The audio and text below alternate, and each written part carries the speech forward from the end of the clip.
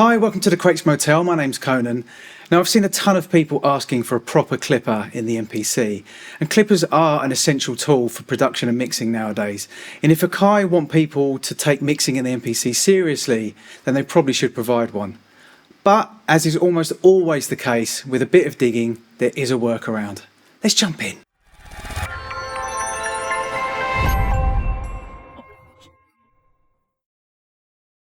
Okay, so I'm going to explain clipping very quickly and very basically. If you want more detail, there's a ton of information online and on YouTube. But to put things in basic terms, a clipper will cut the peaks off a piece of audio completely.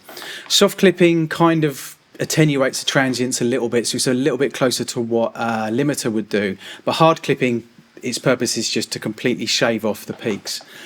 At the end of the video, I'll go through how I use a clipper and where to put it, or where you can put it in your effects chain. There's no rules.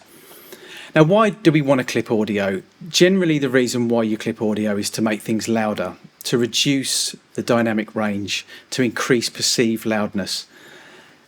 It enables us to have louder sounding mixes without necessarily actually making the mix actually louder in RMS levels.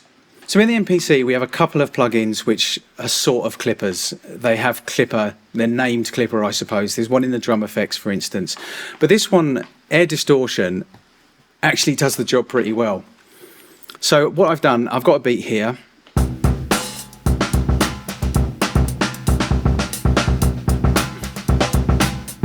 So quite dynamic. I've put Air Distortion on it.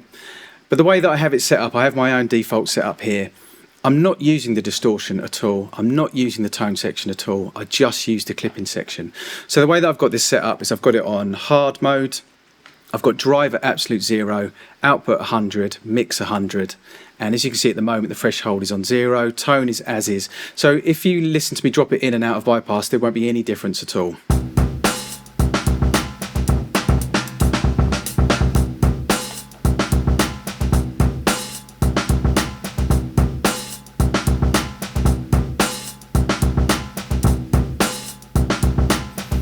Okay, so you can hear there's no difference there at all.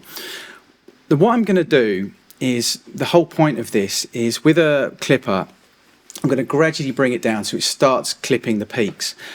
And what the best way to do that, the way that I do it in mastering, and I know a lot of other people do it like this as well, is you take the threshold down and down and down until you start hearing some distortion, and then you back it off a little bit. So what I'm in effect doing is shaving off the peaks, but I'm not driving it to the point where it distorts. I'm just kind of taking off some of the peaks, shaving them off. So that's what I'm going to do here, is I'm going to bring the threshold down until I start hearing a bit of distortion, constantly A and Bing to make sure that it sounds the same. And then once I start hearing a bit of distortion, I'm going to back it off.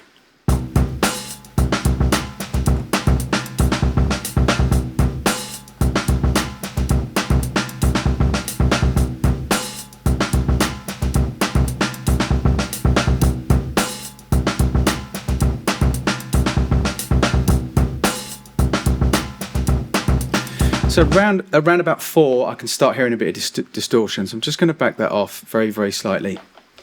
It's really absolutely minimal, but I want it to be minimal because this is how I want to demonstrate this, because I could push it into distortion. You get a nice kind of tape saturation sound when you back it into the threshold backs into kind of distortion. So it's nice, but for this purpose, I really want to show that absolutely no audible difference, but I can completely increase perceived loudness and reduce the dynamic range.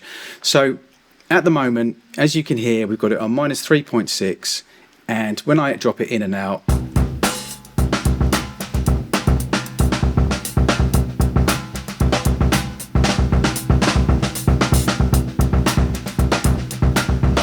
apart from a tiny little bit of distortion that I can hear, kind of tape saturation sound, there's no difference at all. So this is where the magic happens. So if you watch now, actually let's just take this out. So watch, just zero that, watch where this peaks on the original version with no clipper on it whatsoever. And I'm going to play it right to the end, because right at the end, actually if I show this in the sample, this is the sample here, you can see it's very dynamic, there's quite a few peaks, and right at the end there's a really large peak. So I'm going to play that all the way through, and when it hits the end, watch what it goes up to on here.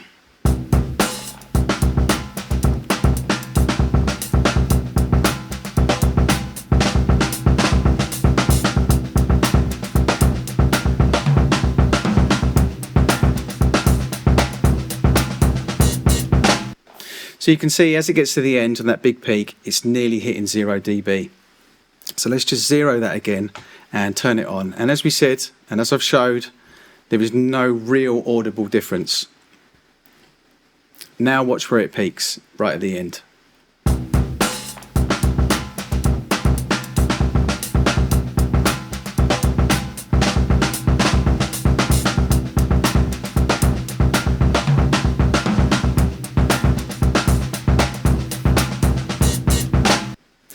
So you can see now no difference in actual sound, but it's peaking at -9 basically, I think, my eyesight.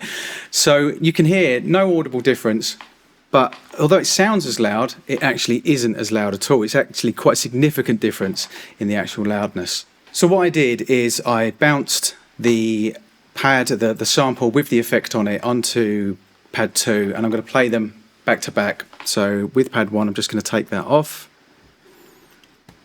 Most of all, watch what the level is doing when I play the original compared to the version that I've bounced with the clipper on it. And you'll see they'll sound exactly the same level, but there's a major difference between the actual levels.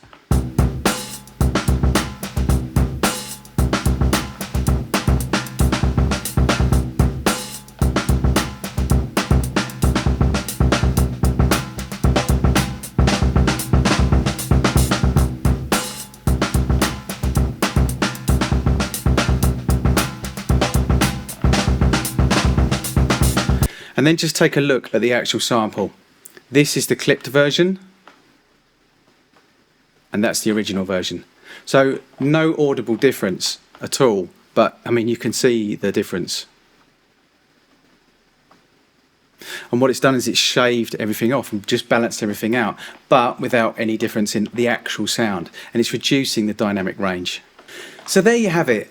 Now where would I use a clipper? Where would I use it in my chain, and why would I use a clipper?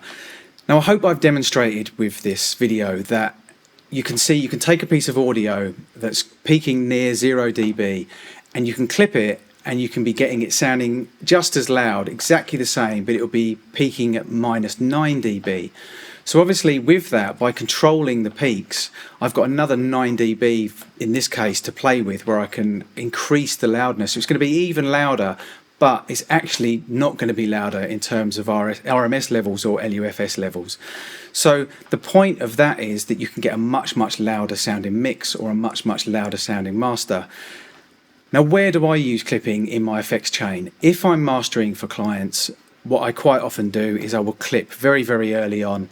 I will shave some of the peaks off, and this gives me a lot more control over the dynamic range and a lot more control over the volume, and I will then EQ and I maybe compress, maybe add some saturation, then I'll finish it off with a limiter.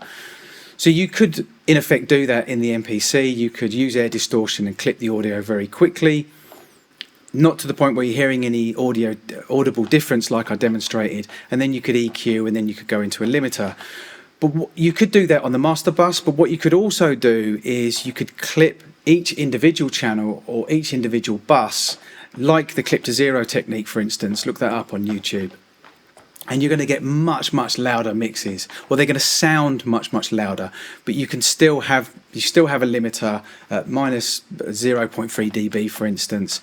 It's just going to sound much louder overall because you've increased the perceived loudness and you've reduced the dynamic range of each individual bus or each individual track, or if you're using it on the master, just the master overall. So thank you for watching.